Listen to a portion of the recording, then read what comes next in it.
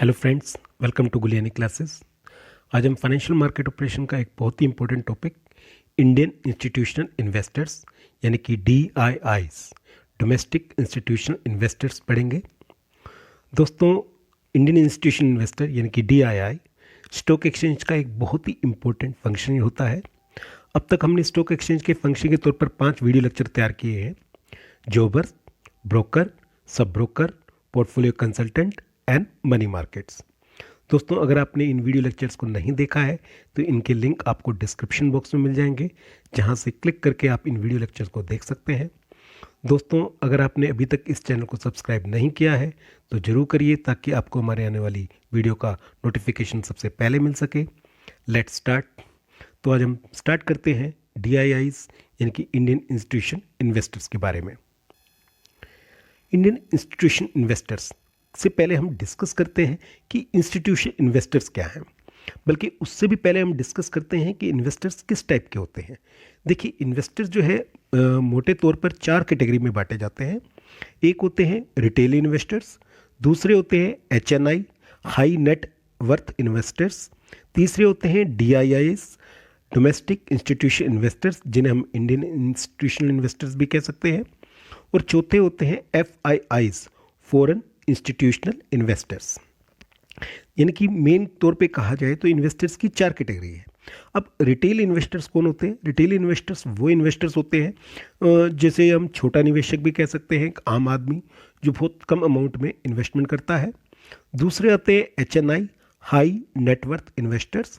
इनके पास large amount होता है, रिच पर्सन्स होते हैं जो बड़े लार्ज अमाउंट में स्टॉक मार्केट या कैपिटल मार्केट या मनी मार्केट में इन्वेस्टमेंट करते हैं। तीसरे होते हैं DIIs डोमेस्टिक इंस्टीट्यूशन इन्वेस्टर्स। अब ये DIIs और FIIs क्या होते हैं, इसके बारे में हम डिस्कस करते हैं। देखिए, इन दोनों को कहा जाता है इंस्टीट्यूशन इन्वेस्टर्स। इंस्टीट्यूशन इन्वेस्टर जो हैं वो 2 टाइप के होते हैं। तो इंस्टीट्यूशन इन्वेस्टर्स वास्तव में होते क्या हैं? देखिए, इंस्टीट्यूशन इन्वेस्टर्स का अभिप्राय उन डिफरेंट इन्वेस्टमेंट इंस्टीट्यूशन से है जो लोगों की सेविंग्स को कलेक्ट करते हैं और फिर उनको डिफरेंट टाइप की सिक्योरिटीज़ में इन्वेस्ट करते हैं। इन्हें अगर देखा जाए तो मुख्य रूप से 2 पार्ट्स में बांटा जा सकता है, यानी कि टाइप्स ऑफ इंस्टीट्यूशन इन्वेस्टर्स। एक इंडियन इंस्टीट्यूशन इन्वेस्टर्स यानी कि DIIs डोमेस्टिक इंस्टीट्यूशन इन्वेस्टर्स, और दूसरे FIIs फॉरेन इंस्टीट्यूशन इन्वेस्टर्स। देखिए, यहाँ पर जो DIIs जो है वो वास्तव में एक कॉमन एक तरीके से एब्रीवेशन है, कॉमन कॉन्सेप्ट है। DIIs का मतलब है उस कंट्री के इन्वेस्टर जो उस कंट्री में रजिस्टर्ड है, उस कंट्री में फॉर्म हुए हैं और उस कंट्री या अब्रॉड की जो सेविंग्स को कलेक्ट करते हैं। FIIs का मतलब क्या है? फॉरेन, जो फॉरेन कंट्री में रजिस्टर्ड हुए हैं और उसकी सेविंग्स को कलेक्ट करते हैं और इन्वेस्ट करते हैं। तो देखा जाए तो जैसे यहाँ पर इंडियन है, अगर कोई दूसरी कंट्री होगी तो उसके लिए DIIs के लिए ये इंडियन इंस्टीट्यूशन इन्वेस्टर नहीं, कुछ और आएगा। यहाँ पर DIIs का मतलब है डोमेस्टिक, और हम कहाँ कंट्री में रहते हैं? इंडिया में रहते हैं, इसलिए हमारे यहाँ जो यूज़ होगा वो होगा इंडियन इंस्टीट्यूशन इन्वेस्टर। इस वीडियो लेक्चर में हम केवल इंडियन इंस्टीट्यूशन इन्वेस्टर इनकी DIIs के बारे में डिस्कस करेंगे। फॉरेन इंस्टीट्यूशन इन्वेस्टर यानी कि FIIs के बारे में हम आने वाले वीडियो लेक्चर में डिस्कस करेंगे। तो अब डिस्कस करते हैं इंडियन इंस्टीट्यूशन इन्वेस्टर्स के बारे में। Let's start.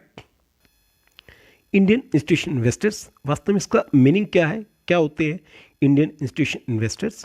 देखिए, जो इंडियन इंस्टीट्यूशन इन्वेस्टर्स हैं, जैसा कि हमने पहले डिस्कस किया है कि इंस्टीट्यूशन इन्वेस्टर्स को आप 2 भागों में बांट सकते हैं, एक इंडियन और दूसरे फॉरेन। जो इंडियन इंस्टीट्यूशन इन्वेस्टर्स हैं वो वास्तव में वो इंस्टीट्यूशंस हैं जो जिनका जो रजिस्ट्रेशन है वो इंडिया में हुआ है और वो इंडिया के लोगों से सेविंग्स को कलेक्ट करते हैं, इवन अब्रॉड कंट्री इनकी फॉरेन से भी सेविंग्स को कलेक्ट करते हैं और फिर सिक्योरिटीज़ में इन्वेस्ट करते हैं। अब इन जो इंडियन इंस्टीट्यूशन इन्वेस्टर्स हैं, इनकी DIIs है, इनको भी हम 2 पार्ट्स में क्लासीफाई कर सकते हैं, एक इंश्योरेंस सेक्टर और दूसरा म्यूचुअल फंड्स। इंश्योरेंस सेक्टर जो लोगों को इंश्योर करता है और म्यूचुअल फंड जो लोगों की सेविंग्स को कलेक्ट करके डायरेक्टली सिक्योरिटीज़ में इन्वेस्ट करता है। अब इंश्योरेंस सेक्टर्स को अगेन 2 पार्ट्स में क्लासीफाई कर सकते हैं, एक तो लाइफ इंश्योरेंस और दूसरा जनरल इंश्योरेंस। जनरल इंश्योरेंस और लाइफ इंश्योरेंस में डिफरेंस क्या है? लाइफ इंश्योरेंस जो है वो लोगों की लाइफ का इंश्योरेंस करता है। General insurance other than life यानी कि लाइफ को छोड़कर बाकी कोई भी इंश्योरेंस है, चाहे वो हेल्थ इंश्योरेंस है या मोटर व्हीकल का इंश्योरेंस है या स्कूटी या बाइक का इंश्योरेंस है, इस टाइप का कोई भी इंश्योरेंस है वो जनरल इंश्योरेंस में, या थेफ्ट इंश्योरेंस है या मैरिन इंश्योरेंस है, वो सारे के सारे जनरल इंश्योरेंस में काउंट होंगे।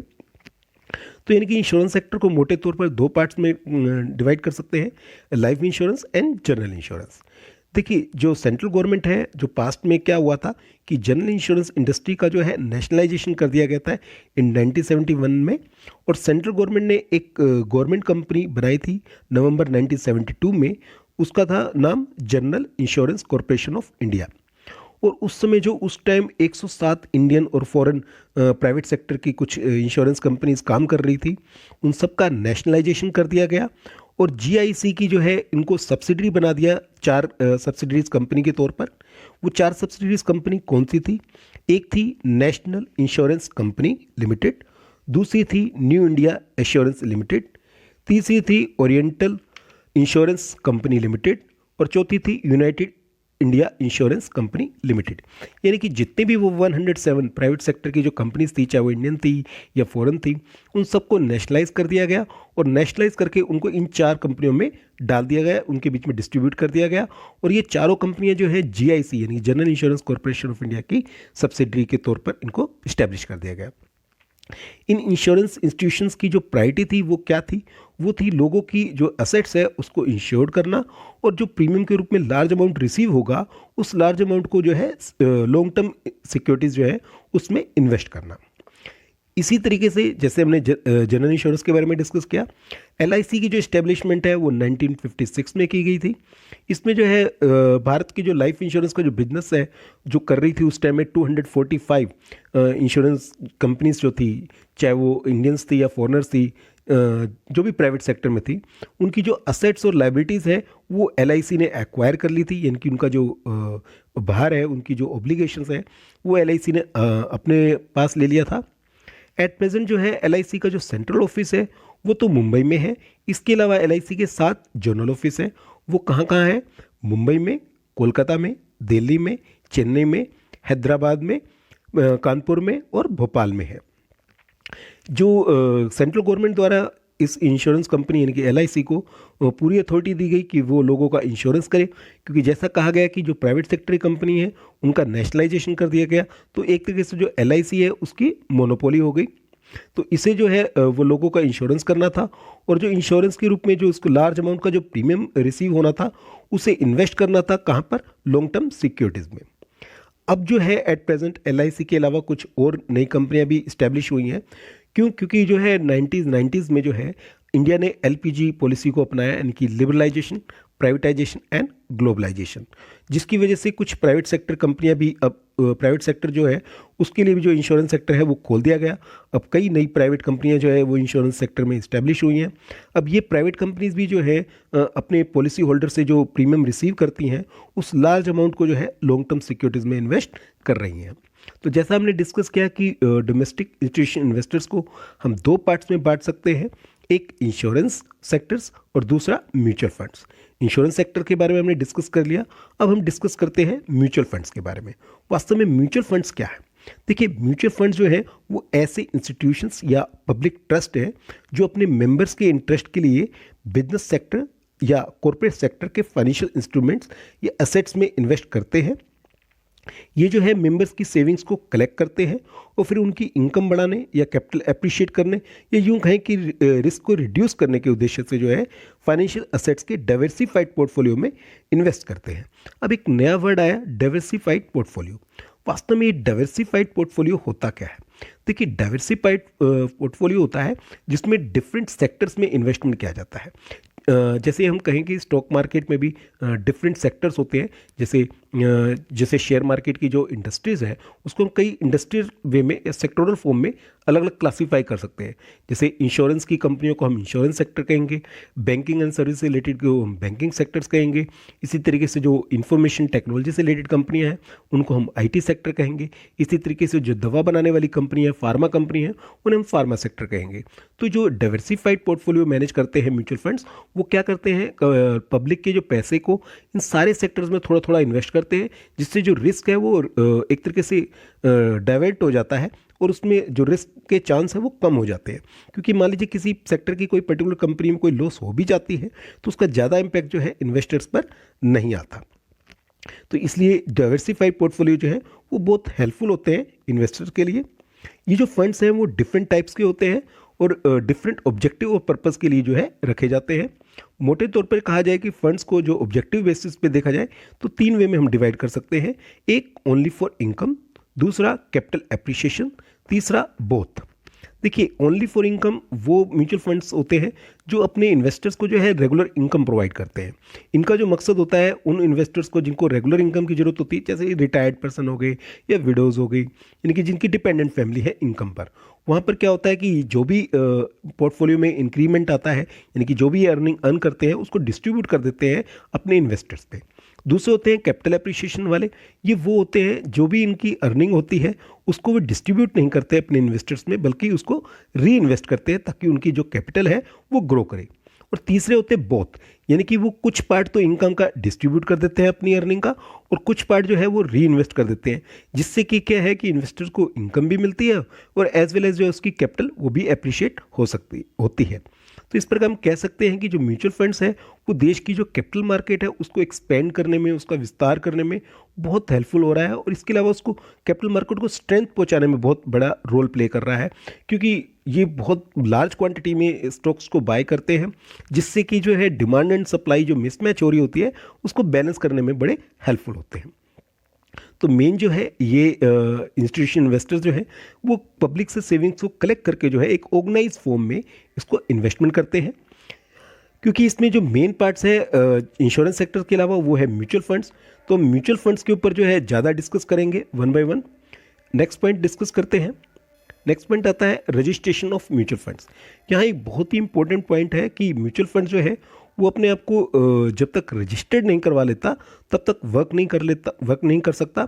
इसलिए जो है इसको रजिस्ट्रेशन करवाने के लिए एक स्पॉन्सर को जो है सेबी के पास अप्लाई करना होता है और अप्लाई करने के बाद जब उसको रजिस्ट्रेशन सर्टिफिकेट मिल जाता है तभी वो जो स्पॉन्सर है वो अपना म्यूचुअल फंड जो है इस्टेब्लिश कर सकता है।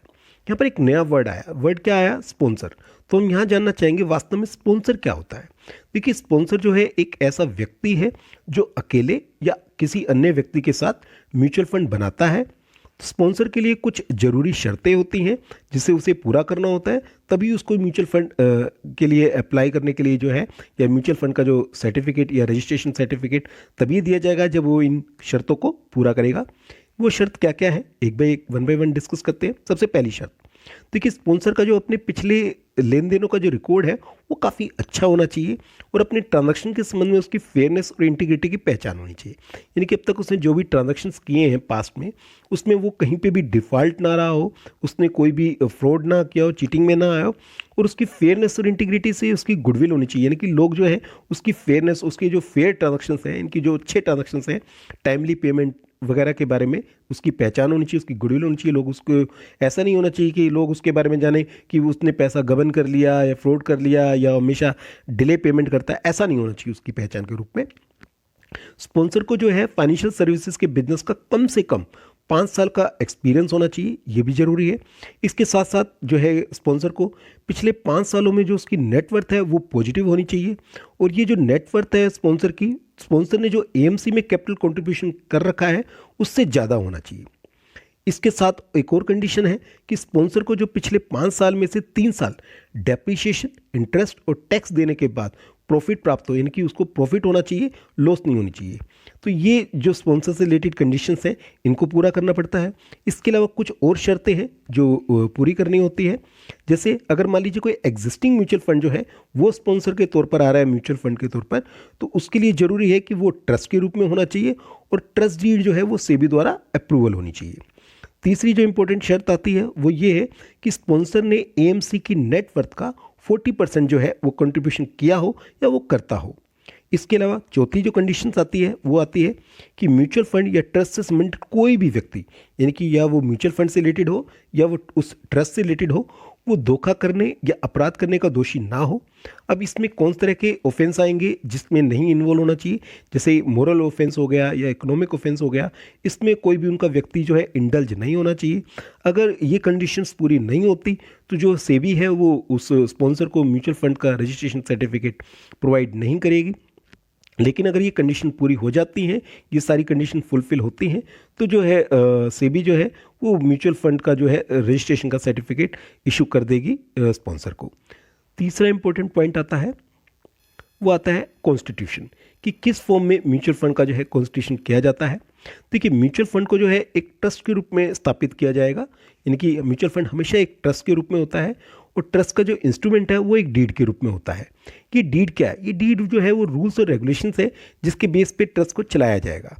ये डीड जो है वो इंडियन रजिस्ट्रेशन एक्ट 1908 यानी कि 1908 के अंतर्गत जो है रजिस्टर्ड होनी चाहिए, और स्पॉन्सर के द्वारा जो है ट्रस्टीज के फेवर में इसको कार्यान्वित किया जाना चाहिए। और जो ट्रस्टीज के 2/3 पर्सन हैं वो इंडिपेंडेंट होने चाहिए। ऐसा नहीं होना चाहिए कि उसमें कम से कम 2/3 पर्सन जो है वो इंडिपेंडेंट होना चाहिए, उनका डायरेक्टली या इनडायरेक्टली स्पॉन्सर या एएमसी से कोई रिलेशन नहीं होना चाहिए। तो जरूरी है, क्योंकि पब्लिक का जो पैसा है वो उस ट्रस्ट के पास आ रहा है, तो जरूरी हो जाता है कि वो इंडिपेंडेंट हो और उस पैसे का जो है वो उस राइट वे में यूज़ करे। नंबर 4th पॉइंट आता है, that is schemes.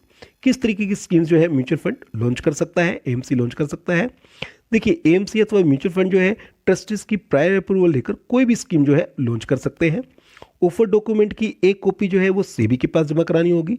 Offer document वो डॉक्यूमेंट है जिसमें सारे डिस्क्लोजर दिए जाते हैं, सारी इन्फॉर्मेशन दी जाती है इशू से रिलेटेड। इस डॉक्यूमेंट में वो सब डिस्क्लोजर होने चाहिए जिससे कि इन्वेस्टर जो है वो इन्वेस्टमेंट रिलेटेड डिसीजन लेने में कैपेबल हो, यानी कि समर्थ हो सके, कि वो तय कर सके कि उसने इस स्कीम में पैसा इन्वेस्ट करना है या नहीं करना। यदि बोर्ड यानी कि सेबी को अगर उचित लगता है, ठीक लगता है, तो अगर या उसको लगता है कि जो कुछ ऐसे पॉइंट इसमें डाल रखे हैं जो कि इन्वेस्टर्स के फेवर में नहीं है, तो वो एएमसी या म्यूचुअल फंड को जो है ऑफर डॉक्यूमेंट में मॉडिफिकेशन करने के लिए कह सकता है, और आफ्टर द मॉडिफिकेशन जो है उस ऑफर डॉक्यूमेंट को दोबारा से लाया जा सकता है। यानी कि जब तक सेबी से अप्रूवल नहीं मिलती तब तक जो है स्कीम लॉन्च नहीं हो सकती। ये बहुत इंपॉर्टेंट पॉइंट है जिसको बारे में पता होना चाहिए कि सबसे पहले सेबी से अप्रूवल लेनी जरूरी होती है। सेबी उस ऑफर डॉक्यूमेंट को बहुत अच्छी तरीके से स्क्रीनिंग करती है। नेक्स्ट इंपॉर्टेंट पॉइंट आता है, दैट इज ऑफरिंग पीरियड। अब ये ऑफरिंग पीरियड क्या होता है? देखिए, आपने आईपीओ के बारे में तो पता ही है, इनिशियल पब्लिक ऑफर। जब कोई कंपनी अपना शेयर इशू करती है तो वो अपना शेयर के अप्लाई करने के लिए एक टाइम पीरियड रखती है जो जनरली 3 डेज होता है और मैक्सिमम 10 डेज तक होता है। अब इस 3 डेज़ के अंदर जो है पब्लिक जो है अप्लाई करती है इस 10 डेज़ में, तो मैक्सिमम उस 10 डेज़ में ही शेयर खुलते हैं, तो उसके बाद वो एप्लीकेशन जो है लेनी बंद कर देता है। सिमिलर टाइप में जो है कोई म्यूचुअल फंड जब नया फंड लाता है तो उसके लिए ऑफर पीरियड होता है। उस ऑफर पीरियड में उस इशू को खोला जाता है। शेयर के लिए आईपीओ वर्ड होता है initial public offer. Mutual fund के लिए जो है एनएफओ वर्ड यूज होता है। एनएफओ होता है new fund offer. NFO means new fund offer, यानी कि कोई नया फंड जो है वो ऑफर किया गया है। तो अगर एनएफओ लाया जाता है उसका एक पर्टिकुलर पीरियड होता है और उस पीरियड तक ही उसमें जो है इन्वेस्टर इन्वेस्ट कर सकते हैं। इसके लिए क्या रूल्स और रेगुलेशंस हैं वो हम पढ़ते हैं। इक्विटी लिंक्ड सेविंग स्कीम के अलावा या अतिरिक्त म्यूचुअल फंड की कोई भी जो स्कीम है वो 45 डेज से ज़्यादा कंट्रीब्यूशन के लिए ओपन नहीं रह सकती। अब नया वर्ड क्या है? Equity linked saving scheme. ये बहुत कॉमन वर्ड है, बहुत पॉपुलर वर्ड है, जिसे शॉर्ट फॉर्म में कहते हैं ELSS। ELSS equity linked saving scheme.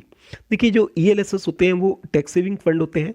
इनके ऊपर ये रिस्ट्रिक्शन लागू नहीं होती। ये 45 डेज से ज़्यादा टाइम के लिए ओपन रह सकते हैं।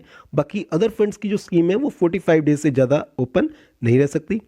एएमसी को जो है ऑफर डॉक्यूमेंट में कुछ इंपॉर्टेंट इन्फॉर्मेशन डिस्क्लोज करनी होती है। वो क्या क्या इंपॉर्टेंट इन्फॉर्मेशन होती हैं उनको डिस्कस करते हैं। सबसे पहली इंपॉर्टेंट इन्फॉर्मेशन है मिनिमम अमाउंट ऑफ सब्सक्रिप्शन। यानी कि कम से कम कितना अमाउंट जो है एक इन्वेस्टर को उस स्कीम में इन्वेस्ट करना होगा, इसका बारे में इंफॉर्मेशन होनी चाहिए ऑफर डॉक्यूमेंट में।